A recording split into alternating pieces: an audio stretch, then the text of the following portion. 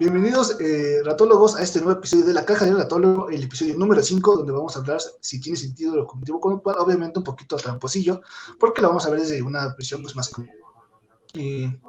pues no diría que completamente conductual, entre conductual, porque pues en realidad cuando hagamos la revisión veremos que las críticas no vienen desde lo interconductual o lo conductual como tal.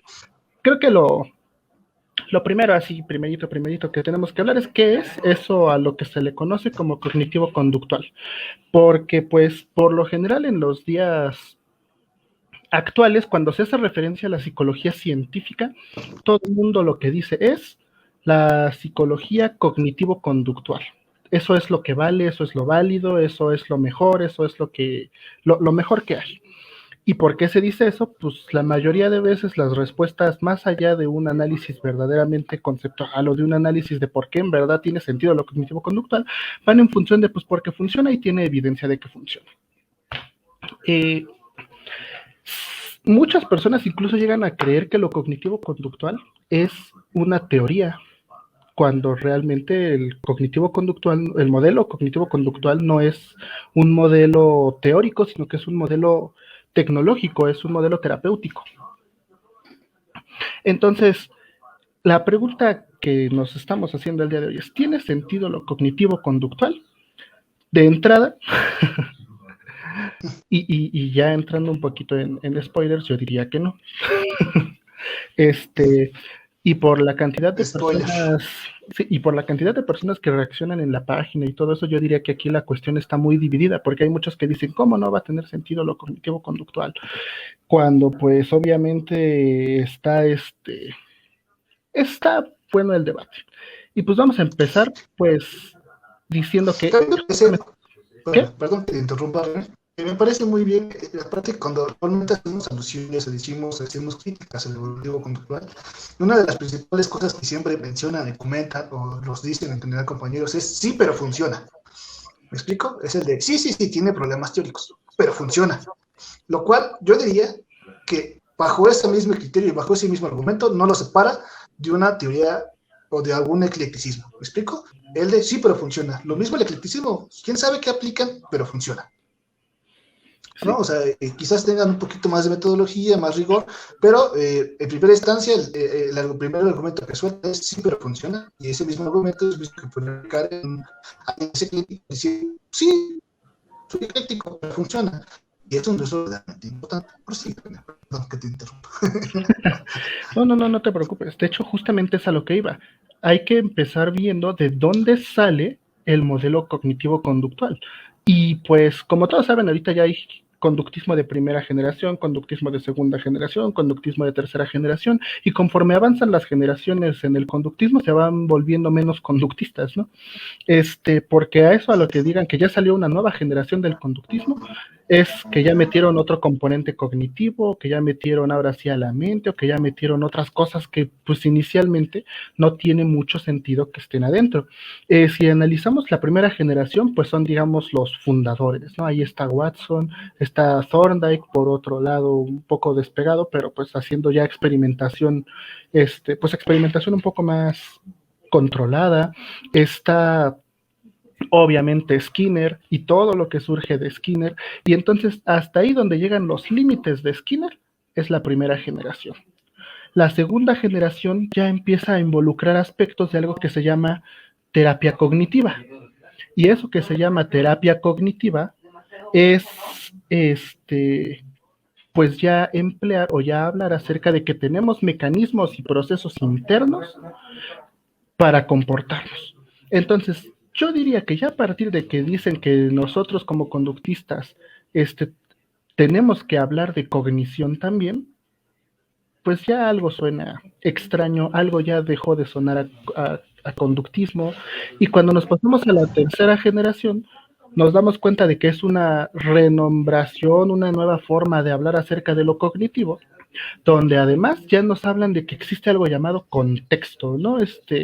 Como si Skinner en la primera generación no hablara del contexto, pero pues bueno, ¿no? Entonces la tercera generación lo que saca de nuevo es el contexto y una nueva forma, una nueva visión, una nueva manera de hablar acerca del lenguaje, porque pues todos sabemos que Skinner la regó cuando habló acerca del lenguaje, cuando empezó a hablar que la conducta verbal y cuando hizo todo su despapalle, que de ahí se agarró Chomsky y todos los cognoscitivistas para empezar a decir todas las barbaridades que empezaron a decir. Y entonces, ya cuando llegamos a la tercera generación, tenemos tres aspectos diferentes: el aspecto conductual, el aspecto cognitivo y el aspecto contextual, ¿no? Donde las diferencias aparte radican tanto en los conceptos, o sea, es en sí, yo diría, un revolvedero de lo que decían los cognoscitivistas, con lo que decían los narrativos, con lo que decían los constructivistas, pero todo junto en uno solo. Y como no hay forma de, o sea, y, pues eso de entrada ya es una contradicción. ¿Y qué es, cómo se estipula? Pues peor todavía cuando le dicen, bueno, si ya es todo esto una contradicción, pues vamos a llamarlo como otra contradicción. Hay que llamarlo cognitivo-conductual.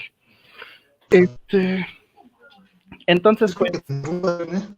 Disculpa, pero eso mismo que mencionaste, la parte de los problemas de Skinner, la parte de conducta verbal y por supuesto posteriormente en la parte del mundo bajo la piel, son cosas que dan cabida al modelo cognitivo-conductual, en la que al no poder explicar ese tipo de cosas o que la gente no entendía, diría Frohan, que a lo mejor no lo entendieron del todo bien, fueron lo que dieron cabida al modelo cognitivo-conductual. Y hay que entender también parte de ello. Esta parte en la que, como bien decimos al principio, Skinner sí tenía todo un sistema bien bonito, en la que parte pues, desarrolló la teoría, experimentación, toda esa parte, y posteriormente se volvió en una tendencia muy pragmática, ¿me explico? Y eso fue lo que también derivó en ello. Al ver las limitaciones o problemas para el conductismo radical, poder explicar ciertos fenómenos, sobre todo en la parte pragmática, en la parte de educación especial, fue aquello que originó problemas para explicar, ¿me explico? Es decir, esa parte en la que dice Skinner, ok, ya estamos en la parte cognitivo-conductual, pero hay problemas mentales, hay problemas que no podemos explicar completamente en términos conductuales. Entonces, ¿qué son ahí? Obviamente son cogniciones, ¿no? Porque obviamente si no es conducta, es cognición. Y allí es un problema, porque entonces... principalmente, inicialmente se había rechazado, porque vino originado de esta parte pragmática, se había rechazado esta parte del, ok, no pensemos en cuestiones de por qué funciona, en la parte de la eficacia y la efectividad, sino simplemente hay que seguir un orden, y ahí es cuando choca en esa contradicción. Ahí sí parece que es una contradicción. Sí pareciera que con otros conductistas como Tolman o Hull, que no, otros neoconductistas, pareciera que no es un problema, pero tanto que es derivado de problemas que originaron de la teoría de Skinner, sí pareciera una contradicción desde mi punto de vista. Sí. No sé qué opinas al respecto. Sí. Es que, honestamente, yo te lo juro, yo quería empezar de manera menos tomando bandos, ¿sabes? Así como de, ¿a dónde llegará el final? Pero creo que si la mejor forma de ver el tema es desde el principio hacer claro que no hay forma de que tenga sentido, que no hay manera de que pueda ir junto todo lo que ellos ponen junto. Porque pues... tuvimos hace poquito la oportunidad de conversar con la doctora Frohan, que es de las principales personas que habla así abiertamente de lo absurdo que es lo cognitivo-conductual. Y parte de las cosas que nos decía es que, a ver, creo que parte de una confusión entre que el psicólogo hace que algo funcione o que el psicólogo explica las cosas, ¿no? Y entonces ella nos decía algo muy interesante, que es, el hecho de que yo ahorita hable y todos me escuchen, y a que hable pero nadie me escuche, encierra procesos psicológicos diferentes, cambian las leyes del aprendizaje nada más porque en uno sí me escuchan y en el otro no me escuchan. Y pues la respuesta es obvia, ¿no? O sea, obviamente no, las leyes del aprendizaje o los principios del aprendizaje no cambian nada más porque en algún momento sí se escucha lo que digo y en otro no se escucha lo que digo. Pero la gente o las personas o los psicólogos empiezan a hacer diferenciaciones entre lo público y lo privado, de lo cual también tiene la culpa en gran parte Skinner, porque digamos que es como esas veces en las que dices todo bien, pero te equivocas en una palabra y se agarran de esa palabra para tirar todo lo demás que dijiste. Pues algo así yo siento que le pasó a Skinner, que iba bien, pero de pronto se mete en problemas, de pronto empieza a hablar que lo público y lo privado, y de pronto dice, bueno, no, lo que está afuera de la piel y debajo de la piel, y, o sea, se empieza a meter en un montón de problemas porque no puede explicar bien, no puede hacer que quepa bien todo lo referente al lenguaje. Ese es el principal problema. Y de hecho, si nos damos cuenta de respecto de todo lo que se dice, al menos desde el interconductismo, todo eso a lo que llaman privado, realmente es lenguaje. Es lenguaje. Nada más que pues un lenguaje que no se puede escuchar. Pensamiento no es diferente a hablar, o sea, el proceso. La diferencia nada más es que en uno me escuchas y en otro no me escuchas. Entonces, creo que esta confusión que se empieza a dar hace que algo que empieza como una metáfora, si lo podemos llamar así, porque en el librito que de la publicación que hice hace ratito justamente dicen, ay, bueno, lo cognitivo es una metáfora. Y pues, bueno, decimos, va, te la compro, es una metáfora. Pero, pues sí, como dice Turbay, ¿no? Para que nosotros podamos decir que una metáfora en la ciencia es una metáfora, tenemos que dar por entendido que estamos hablando de una simulación. Es decir, nada más estamos fingiendo que dos cosas, nada más estamos fingiendo en este caso que la cognición es algo diferente de la mente. Pero ya en la práctica, ya en la vida real, no se finge. Se hacen investigaciones específicas de lo privado, o sea, habla inclusive, o sea, el modelo EORC, el modelo de estímulo, organismo, respuesta, consecuencia, literalmente pone un componente entre el estímulo y la respuesta. Literalmente dice que ocurre algo en medio.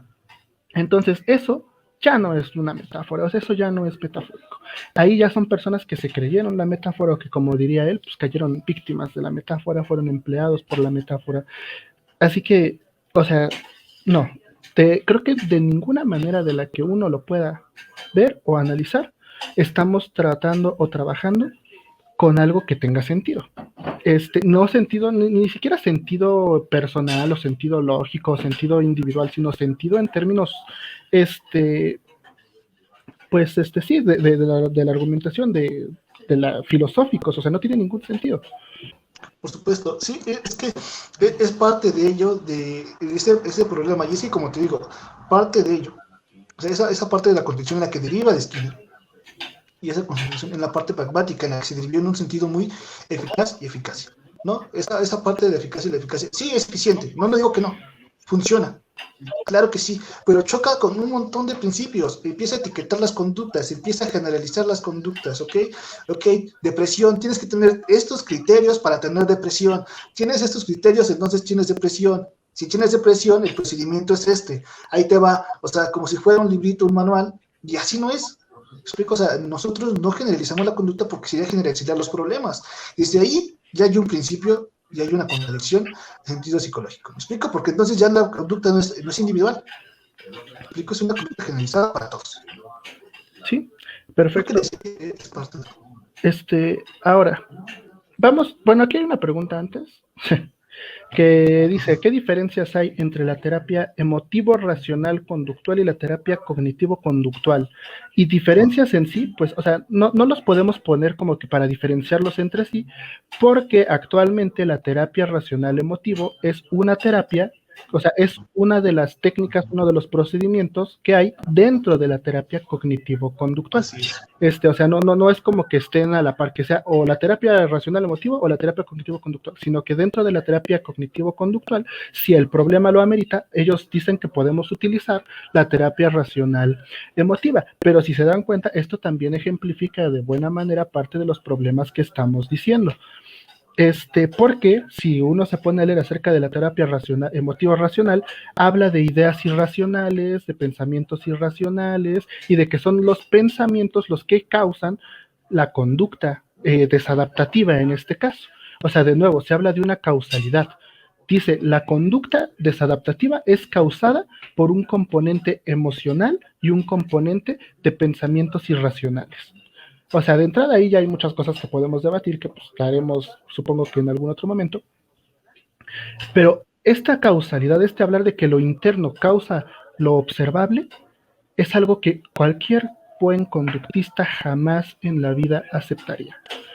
¿Por qué? Pues porque las mismas cuestiones, o sea, un buen conductista no te diría que las emociones y los pensamientos causan la respuesta, sino que te diría que la emoción, el pensamiento o lo que se dice a sí mismo y la acción motora, esas tres cosas son la respuesta. No son tres cosas diferentes, los tres son parte de lo mismo, los tres son parte de la respuesta. Entonces, de entrada, ya el que te digan que tú como terapeuta estás aplicando la terapia racional emotiva, pues ya hay contradicción, ya hay algo que suena extraño. Esto resolviendo la duda o lo que está preguntándonos aquí Ángel Santiago Fidel. Pasándonos ahora un poquito, pues vámonos a algo un poco más específico, ¿no? Todas estas personas dicen que lo cognitivo-conductual tiene sentido en algo que ellos llaman psicología del aprendizaje.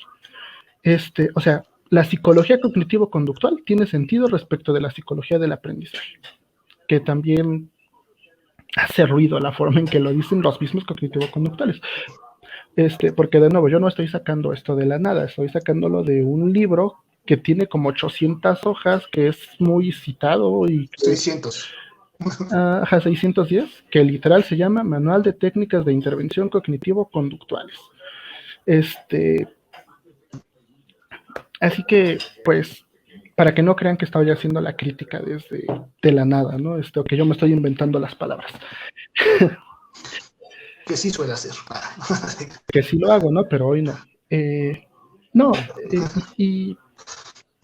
Y pues que es la psicología del aprendizaje, toda esta revolvedero que les decía al principio, ¿no? Todo este revolvedero de juntar algunos aspectos del constructivismo con algunos aspectos del cognoscitivismo, con algunos del conductismo, con algunos del no sé cuál, con algunos de la terapia narrativa. Entonces yo siento que, bueno, no siento, se hace un revolvedero y lo único que tiene sentido, lo único que tienen en común es que unos hablan de cogniciones y se mantienen principios del condicionamiento. Y dicen, bueno, son principios del condicionamiento, pero ya hablan del lenguaje y ya la manejan como cuestiones, como que hay procesos cognitivos subyacentes a la conducta, porque aparte así los llaman, procesos subyacentes a la conducta. Pues entonces nuestro modelo es cognitivo-conductual. Lo cual es, pues, incongruente. Que muchos de esos procesos de aprendizaje se basan en la parte de, como bien viene la esencia de las terapias, ¿no? Que es la terapia racional emotiva, y la parte de las instituciones, ¿no? Que es con Beck. Esta parte que es básicamente verbal, ¿no? Esos procesos de aprendizaje, y que pareciera que entonces, ahí es donde viene otra gran crítica, incluso en parte de Frohan, en la parte de la eficiencia de las terapias, casi eficiencia, una crítica hacia el modelo cognitivo-conductual, porque entonces menciona, ahí es la parte de, ok, sí ya vimos que funciona, pero muchos de ellos están basados en parte verbal, y está basado en partes, en primicias, realmente de experiencia del terapeuta, no basado en una experimentación, y ellos están desligados de una parte de ciencia básica, de una investigación experimental. En la parte del modelo cognitivo-conductual no parte de una investigación experimental en un laboratorio, o como general en ciencia básica, ¿no? Entonces, desde ahí ya hay un problema, porque ellos no parten de esos principios, ellos parten de un principio, de una parte meramente de experiencia, ¿no? Okay, mira, aquí va funcionando, así van moldeando, ¿me explico? Y entonces aquí es donde hay otro problema, que creo yo que también ahí es importante destacar. Creo que hay algo igual muy rescatable con lo que a lo mejor debimos haber metido un poquito antes, que es hacernos la pregunta, ¿cuál es el papel del psicólogo? ¿No? Esa pregunta que es hasta medio incómoda a veces. ¿El psicólogo es científico? O sea, ¿psicología es ciencia o es profesión? Porque también de ahí podemos partir, ¿no? Si la psicología es ciencia, significaría que el papel o el deber del psicólogo es explicar por qué pasan las cosas, ¿no? Explicar los fenómenos, que si alguien no puede dejar de tomar, ¿por qué no puede dejar de tomar? Que si alguien de pronto deja de tomar, que se puede explicar por qué pudo dejar de tomar. Y la forma en la que uno puede explicar estos fenómenos o explicar estos eventos es por medio o gracias a un cuerpo de conocimientos teórico que nos permite describir y hablar acerca de la realidad. Si decimos que la psicología es una profesión, entonces el papel del psicólogo, pues sí, es el de lo que hacen los cognitivos conductuales, agarrar técnicas nada más para solucionar problemas, ¿no? Y si nos preguntan, oye, ¿por qué funcionó? Pues quién sabe, ¿no? Mi papel no es explicar por qué funciona, mi papel es aplicar lo que sé que aplicar lo que va para tu problema y pues ya, solucionarlo. Yo creo mucho que pues la psicología es una ciencia. Entonces, si de entrada tú te dices que eres un psicólogo y no sabes explicar por qué pasa lo que pasa, por qué cambia la conducta, por qué se mantiene una conducta, pues entonces no eres un psicólogo de a de veras. Porque justamente el argumento del es que funciona lo podemos llevar a lo que sea, ¿no? Cuando una persona quiere dejar de tomar y va con el sacerdote y jura, cambia su comportamiento. ¿Eso significa que el sacerdote es un psicólogo? No, pero ¿por qué no? Si también aplicó una técnica y le funcionó. Ah, pues porque la diferenciación que uno debería o uno podría hacer es que el psicólogo sí explica y sí sabe explicarte qué es lo que ocurrió, que modificó el comportamiento, que cambió el comportamiento, que arregló el problema de la otra persona. Y pues no sé con qué tanta consistencia un psicólogo cognitivo-conductual pueda explicar los cambios si recurre a conceptos que son incongruentes e incompatibles entre sí. Porque si yo digo que el problema está en la cognición, al decir que el problema está en la cognición, ya casi nada del paradigma conductista cabe. Entonces, pues, si vas a hablar de cogniciones, no puedes empezar a meter que el reforzador, que la respuesta, porque la filosofía conductista propuesta por Skinner rechazaba esos conceptos. Y si empiezas a hablar desde el aspecto conductual de, bueno, es que hay una asociación, es que hay una cuestión de este tipo, no puedes entonces meterlo cognitivo, porque los aspectos cognitivos rechazan estos otros aspectos conductistas. Así que pues es importante también verlo desde esta perspectiva, ¿no? Nos tenemos que posicionar, nos tenemos que poner en un solo marco teórico, tenemos que hacer todo este tipo de cosas y eventualmente pues generar explicaciones. Y que tienen que ser explicaciones consistentes, que tienen que ser explicaciones congruentes, porque pues si nosotros vamos a explicar las cosas desde donde queramos, pues entonces vamos a terminar diciendo que reforzamos Edipos, o que nosotros vamos a hipnotizar para cambiar las asociaciones del condicionamiento clásico que hay en la mente, o sea, vamos a hacer un revolvedero que sí, a lo mejor funciona, pero pues no entendemos ni sabemos por qué, ni por dónde, ni hay forma realmente de nosotros poder generar explicaciones, ni de saber por qué funciona lo que funciona. Pero pues no sé. Sí, entonces ahí vemos exactamente a lo mismo, ¿no? O sea, exactamente a lo mismo que siempre se lo ha criticado al psicólogo, algo que quizás ha hecho mención en muchas ocasiones, pero es que en verdad no encuentro una frase que describa bastante mejor a la psicología, y es una crítica que hace el doctor Tomasini en la parte de filosofía, en un artículo que explica sobre filosofía, neurociencias y emociones. Los psicólogos hacen algo que funciona, pero que no sé por qué funciona. Y esa es la historia de la psicología. Así se podría resumir.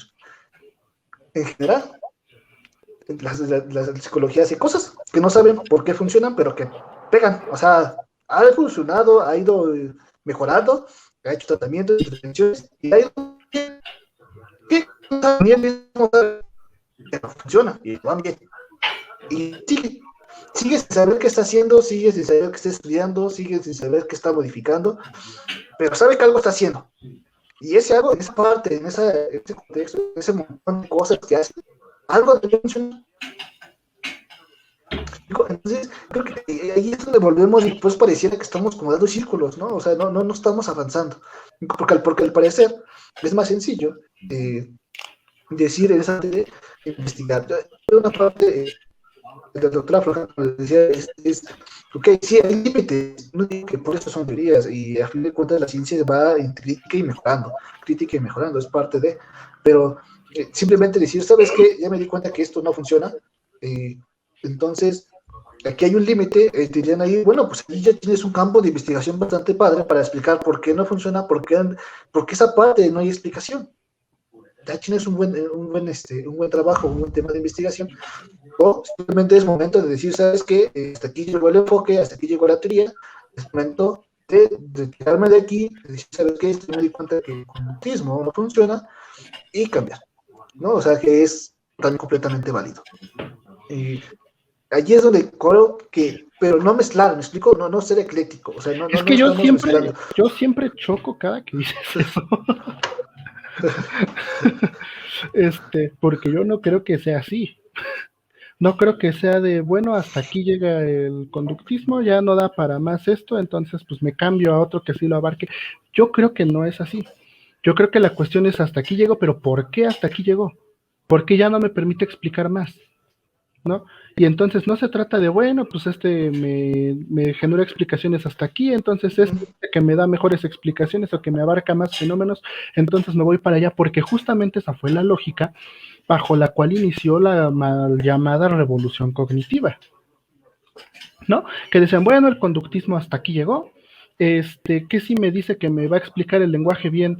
Pues lo que dice Chomsky, ¿qué será? Pues cognitivista, bueno, pues creo que hay que regresar entonces a las cogniciones, porque eso sí me permite explicar, no, o sea, la lógica no es, pues no me funcionó, me cambio al otro, no. Creo que parte del compromiso teórico tiene que ver con que nosotros podamos explicar por qué hasta ahí llega, o si es que es necesario que de otros, porque si le preguntamos a los conductistas, no, bueno, a los interconductistas, no es necesario explicar qué es la imaginación, porque ese es un concepto que surge y que ya está abarcado dentro de otros conceptos. Entonces es más bien es que yo creo que a lo mejor en dónde va. No, adelante. Yo creo que ahí a lo mejor no puedo entender, pero no es común, ok, ya no funciona y voy a ver hasta que algo funcione, ¿no? O sea, sino en el sentido de, ok, ya tengo 3 límites. O sea, porque a fin de cuentas, y algo que también dice Cantor es una metodología y es, ok, no es perfecta. En tanto no es perfecta, esto debe ir mejorando y obviamente va a tener límites. Eso es a lo que yo me refiero. Pero hay principios, ¿me explico? Y no vas a modificar los principios simplemente nomás porque, ¿sabes qué?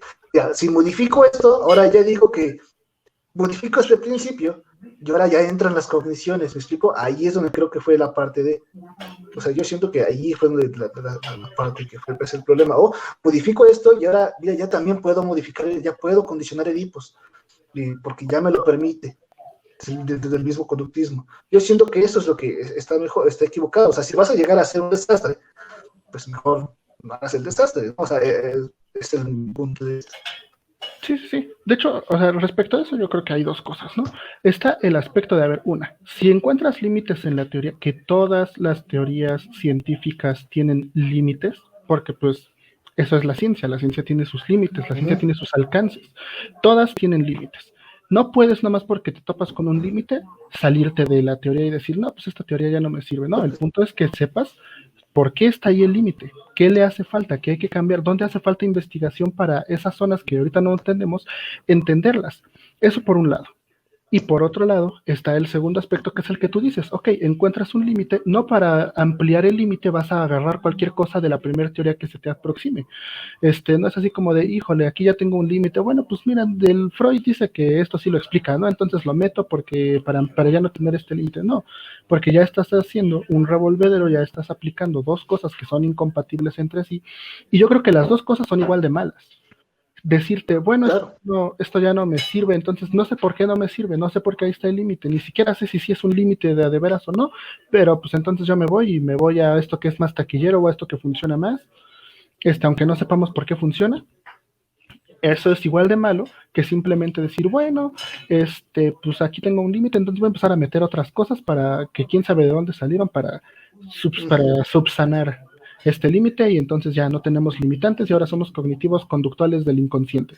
Porque pues no, o sea, creo que la lógica de la ciencia obviamente no es esa. Pero bueno, creo que estamos hablando también mucho desde la ciencia, ¿no? Si hablamos desde la tecnología, pues el tecnólogo no tiene por qué saber por qué funciona o no funcionan las cosas. Pero lo que sí, o sea, quien sí debe de saberlo es un psicólogo. Te digo, ahí ya la discusión que podría generarse es si la psicología es ciencia o es profesión.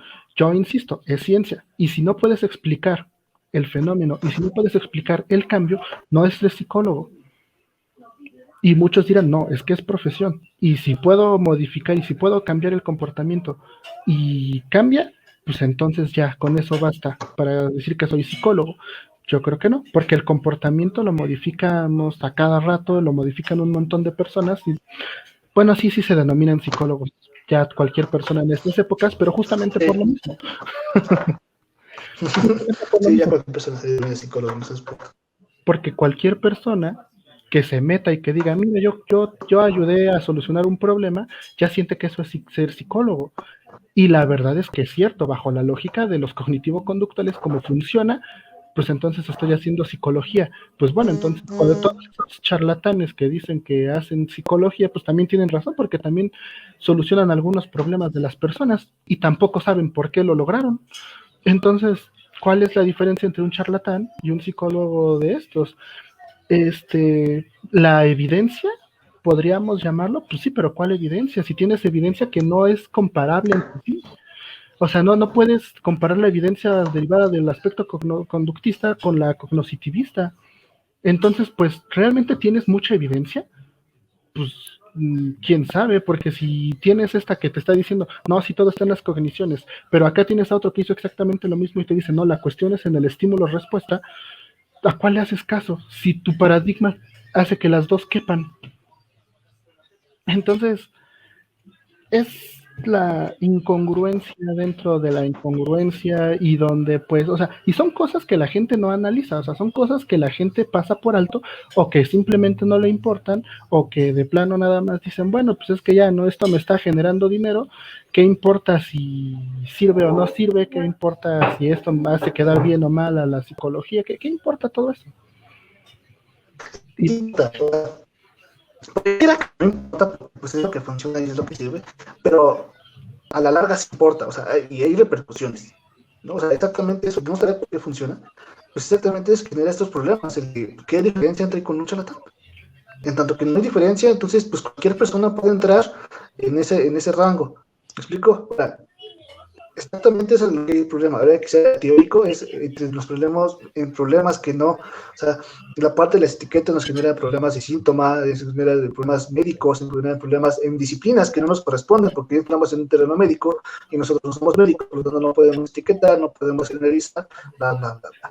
Entonces, exactamente, pareciera que no hay problema, pero sí hay un problema, ¿me explico? O sea, pareciera que es como, ok, mira, no pasa nada. No, sí pasa.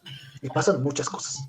¿No? Entonces, creo que por eso es importante esa parte diferencial, tener, por eso tiene un orden. No nomás es porque, sino porque alguien dijo, ¿sabes qué? Está bien padre tener una teoría que tenga concordancia con la parte metodológica. No, o sea, tiene un porqué. ¿No? Pues justamente para no tener este tipo de problemas. ¿No? Que tenga cosas que funcionen, que se validen. Exactamente esas metodologías, o sea, es eficiencia, por eso decía, sí es eficiencia, sí. Que una de las terapias más eficientes es la cognitivo-conductual, sin duda. Así lo aparece, incluso aparece en terapia, las terapias más eficientes. Pero eso no quiere decir que esté bien, porque sí, sí funciona. y ¿No? O sea, realmente el problema no es lo que hacen, porque muchos se van con la pinta de que la crítica que hacemos es a lo que hacen. La crítica no es a lo que hacen, la crítica es a lo que dicen. Y pues sí, es la fama que tenemos los interconductistas de que somos súper específicos con el uso de las palabras y que le damos mucha importancia al uso del lenguaje, y es que el uso del lenguaje importa. Importa si a algo le llamas conducta o cognición. Importa si a algo, o sea, importa, las palabras importan porque son las palabras las que guían y las que nos dicen cuáles son los problemas a investigar. Entonces aquí la problemática no está en qué hacen, porque pues sí, efectivamente, lo que hacen funciona. La cuestión está en cómo explicamos por qué funcionó. Y si a veces la razón por la cual funcionó tiene razones respecto de las estructuras cognitivas o las distorsiones cognitivas, y a veces las cosas, los problemas los identificamos respecto de asociación entre estímulos o asociación estímulo-respuesta o que el reforzador, pues son aspectos incompatibles. Entonces, ¿cómo estoy explicando la conducta? ¿Desde dónde la estoy explicando? ¿Cómo estoy explicando el fenómeno? ¿No? Entonces, pues también es como que a conveniencia a veces hay mente, a veces no hay mente, a veces hay alma, a veces no hay alma, y pues ahí es eso, es en las palabras, en la forma en la que se está haciendo daño al aspecto psicológico. Porque la gente que hace publicaciones desde lo cognitivo-conductual pues obviamente habla de pensamiento, habla de imaginación, habla de procesos, habla de leyes, habla de aprendizaje en un sentido interno, etcétera, etcétera. Y los conductistas son cosas que jamás dirían, creo que es esa la palabra. Entonces, lo que se necesita desde la psicología, si la vemos como una ciencia, es un paradigma que nos permita explicar, describir, predecir todos los diferentes aspectos para que nosotros podamos saber qué es, para empezar, cuál es el principio psicológico detrás de lo que llaman reestructuración cognitiva. ¿Cuál es el proceso psicológico que hay detrás de aquello que llaman aprendizaje de habilidades sociales? ¿Cuál es el mecanismo psicológico, y mecanismo psicológico también entre comillas, que nos permite explicarlo y con base en eso explicarlo, pero tener bien un cuerpo de conocimientos que sea coherente y congruente y que nos permita explicarlo? Y ya sí, o sea, porque algo que también nos había dicho, bueno, que se sabe desde siempre, ¿no? La tecnología muchas veces antecede a la ciencia. Surge antes algo para arreglar un problema que algo que nos permite explicar por qué ese algo arregla el problema. Entonces, en ese sentido, como tecnología, no hay nada que cuestionarle a lo cognitivo-conductual. Porque sí es cierto, aplica cosas que surgen de la experiencia, que surgen de donde sea, pero que arreglan un problema. La cuestión, entonces, el deber del psicólogo es explicar por qué esa tecnología funciona, bajo qué principios funciona, cómo mejorar esa tecnología. Al menos ese es mi punto de vista. Sí, yo concuerdo completamente contigo en esa parte. Y es que es la parte en la que te digo que pues, el problema es exactamente lo mismo. O sea, pues sí, nunca hemos denegado y nunca se ha negado desde ningún punto de vista la parte de que no funcione. Simplemente le decimos que hay problemas y que eso no sería como tal la labor del psicólogo, ¿no? Y que hay problemas teóricos. Y que, como te digo, sí hay consecuencias, ¿no? O sea, hay consecuencias en el sentido de que, pues, permite y le da cabida a otras personas a decirse o creerse que son psicólogos. Básicamente ese es el problema. Sí, estaba como que así muy atento al chat, viendo si alguien tiene alguna pregunta, si alguien va teniendo comentarios, pero pues creo que no. Hoy... extraño, porque normalmente la gente, los seguidores de la página pareciera que están muy son muy cognitivo-conductuales, y siempre que metemos críticas es como, sí, pero el cognitivo-conductual desde el punto de vista desde el punto de vista radical sí está en una contradicción, pero desde otro punto de conductistas, entonces no hay problema. Y yo diría, bueno, entonces, pues a lo mejor no eran del todo conductistas, porque pues los principios establecen que pues no, pues que no se puede hacer ese tipo de cosas, ¿no? O sea, sí, no. Y siempre está... De hecho, pues es así como de, no, pues es que depende desde qué punto de vista estén diciéndolo. Bueno, para empezar, pues ya vieron el nombre de la página. Sí, no, o sea... sí, ¿no? Sí, por supuesto, es psicología de Freud, ¿no? ¿O cómo? Psicoanálisis. No, sí, entonces, obviamente las críticas pues parten de muchos lados. La verdad, la crítica no es solamente desde el interconductismo, la crítica también es en sí misma, yo diría, más allá del aspecto psicológico, la discusión es filosófica, la discusión es si tiene o no tiene sentido juntarlo, la discusión es si es ecléctico o no es ecléctico, la discusión es qué se hace y qué no se hace. O sea, creo que la discusión está mucho más arriba, está mucho más allá de que simplemente, no es que yo soy humanista y entonces yo critico al conductismo desde el humanismo y no. De hecho, creo que algo que siempre hemos creído es que las cosas no las puedes criticar desde afuera, todo lo tienes que criticar desde adentro. Y justamente si se dan cuenta, todo lo que hemos estado haciendo es criticarla desde adentro. Por ejemplo, el manual, o sea, yo todo lo que he dicho, todas las definiciones, todos los conceptos, todas las cosas, las he sacado de un libro que escribieron cognitivos conductuales para que los leyeran otros cognitivo conductuales y supieran qué es lo cognitivo conductual. Ajá, entonces yo las contradicciones que estoy sacando las estoy sacando respecto de lo que dicen los mismos cognitivos conductuales. No la estoy haciendo desde afuera, la estoy haciendo desde adentro, desde lo que ellos mismos dicen.